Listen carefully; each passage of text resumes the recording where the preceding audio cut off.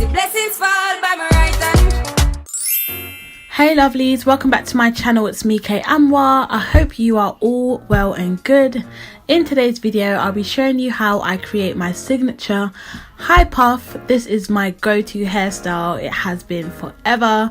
Even when I was really going through my postpartum shedding, I did struggle slightly trying to give this up, but now that it's really calmed down and my edges are coming back, I can definitely say I reach for this a lot more often again. Now I am starting on week-old, dry, dirty hair. I'm very much due for a wash, but I needed to go out today, so I just thought I'll show you guys how I style my hair. It's very simple, easy to follow, so I'm just going to let you guys go ahead and watch it. But if you are new to my channel, welcome. I hope you do subscribe and also turn on your notifications so you don't miss a future upload from me. Be sure to thumbs up this video if you enjoy it, which I hope you do. Also, let me know in the comment section below what your go-to hairstyle is. I would love to hear what you guys reach for on a day-to-day basis.